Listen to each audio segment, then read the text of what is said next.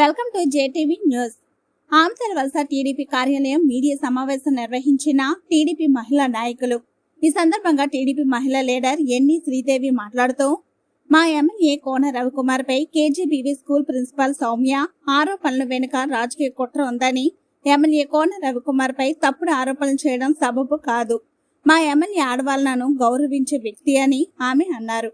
మా యొక్క ధన్యవాదాలు.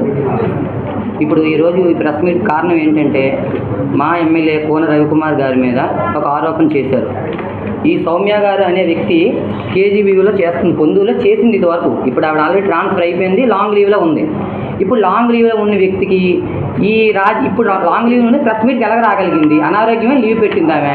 అనారోగ్యమైన లీవ్ పెట్టి రాజకీయ నాయకులతో ప్రెస్ మీట్ ఎందుకు పెడుతుంది? ఇది రాజకీయ ఒత్తిడా?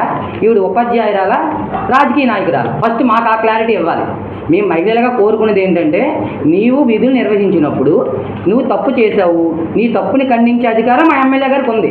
జనరల్గా కోన రవికుమార్ అంటేనే ప్రశ్నించే వ్యక్తి. అధికారులకి భయం ఉందని మీ అందరికీ తెలిసింది. ఇది ఇప్పుడు ఆమదాబాద్ కాన్స్టిట్యున్సీలో కోన రవికుమార్ ఏ అధికారి అవినీతిగా చేసినా, తప్పు చేసినా ఖండిస్తాడు. మహిళల్ని గౌరవించే వ్యక్తి అని కాబట్టి ఈరోజు మాలో ఆడవాళ్ళు ఎంతమంది మహిళలు ఉన్నాం క్యాడర్. గత 20 సంవత్సరాల నుంచి మేము పనిచేస్తున్నాం. ఆయన వెనక ఆయన వచ్చినప్పటి నుంచి మేము పనిచేస్తున్నాం. ఇంతవరకు ఏ మహిళ కానీ ఆయన గురించి ఆరోపణ చేసిందా? ఇక్కడ మీ దగ్గర ఏమైనా ఎవిడెన్స్ ఉందా? బాబు చింతాడు రవి గారు, మీరు రాజకీయం చేయండి, మగవాళ్ళతో చేయండి, ఆడవాళ్ళతో రాజకీయాలు చేయొద్దు. అనగానే వర్గాలను తెచ్చి వాళ్ళకి అథారిటీ ఉంది కాబట్టి మేము కేసులు పెట్టిస్తామంటే మేము మహిళమే. మేము అలా అవినీతి పనులు మా రాజకీయ మాకు ఎంకరేజ్ చేయడం మేము చెయ్యము. అవునమ్మా, నువ్వు ఒక ప్రెస్ మీట్ పెట్టావు, నువ్వు రాజకీయ నాయకులను తీసుకొని ప్రెస్ మీట్ పెడతావా? వైసీపీ వాళ్ళని పెట్టుకుని వెళ్తావమ్మా సౌమ్య? నువ్వు ఎంతమంది వరకు కేసు పెట్టావో మా దగ్గర ఎవిడెన్స్ ఉంది. నువ్వేం మాట్లాడే వాయిస్ మా దగ్గర ఉంది, వాయిస్ కాల్స్ ఉన్నాయి. మా రవి గారు, మా రవణ గారు, మా సార్ మీతో మాట్లాడారు అనడానికి నీ దగ్గర ఏదైనా ఆధారం ఉందా? మేము ప్రశ్నిస్తున్నాం. నీ ఆధారాన్ని చూపించి ప్రెస్ మీట్ పెట్టు. 3 వ్యక్తులతో 3 మా కాన్స్టిట్యున్సీ ఉన్న 3 కేజీబీవీ స్కూల్ ప్రిన్సిపాల్స్తో మాట్లాడాడు. ఆయన జూమ్ కాల్ మాట్లాడాడు. అది కూడా ఇప్పుడు 9 టైంకి. అది మాకు తెలుసు, అందరం ఉన్నాం. అందరితో ఆయన మాట్లాడాడు. ఎవరు ఏంటి సమస్యలు అమ్మని ప్రశ్నించాడు. అది అందరికీ అది చెప్పు. నాకు పర్సనల్గా కాల్ చేశాడు. పర్సనల్ కాల్ చూపించమ్మా. నువ్వు వాయిస్ కాల్ ఉంది, నువ్వు ఒక ఎమ్మెల్యే మీద నువ్వు తిరగబడింది ఉంది మా దగ్గర. నేను అనగానే వర్గాలు ఉన్నాను, నేను ఎవరి మీదనే కేసు పెడతాను నువ్వు చెల్లుతుంది అంటే ఇది వ్యవస్థ. మీరు ప్రజల్లో బతుకుతున్నాం, ప్రజల మధ్య తిరుగుతున్నాం. కాబట్టి మేము తీవ్రంగా మహిళలు ఖండిస్తాం. మేము కేసులు పెడతాం. మేము మీ మీద విపరీతంగా చర్య తీసుకోవడానికి మేము కూడా ఎస్పీ ఆఫీస్కి వెళ్తామమ్మా. నీకు మాకు ఇక్కడ కేసు పెడతాం, జిల్లా లెవెల్లో అక్కడ కూడా కేసు పెడతాం. నువ్వు ఇప్పటికైనా విరమించుకోవాలి. రాజకీయం చేయాలి అనుకుంటే శాస్త్రంగా రిజైన్ చేసేయండి. నువ్వు రిజైన్ చేసుకుని వచ్చి రాజకీయాల్లో రాయమ్మా, రాజకీయం చెయ్యు. అందుకే నువ్వు కోన రవికుమార్ గారు లాంటి వ్యక్తి మీద నువ్వు నిందలేస్తాము. మేము ఏదో వెనక ఎవరో లీడర్లు ఉన్నారంటే వాళ్ళని కూడా చీరలు కట్టుకొని రమ్మనండి, ఆ లీడర్షిప్ చేయమనండి.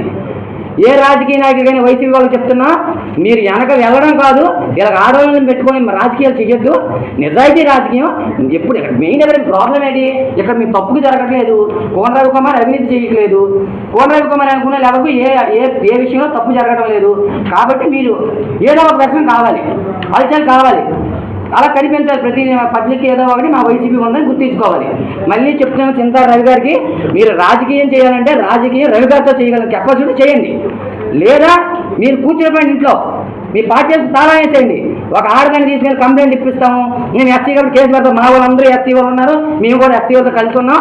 మాలో ఎస్సీ మహిళలు ఉన్నారు, మాలో దళిత వర్గాలన్నీ పదవులు ఉన్నాయి.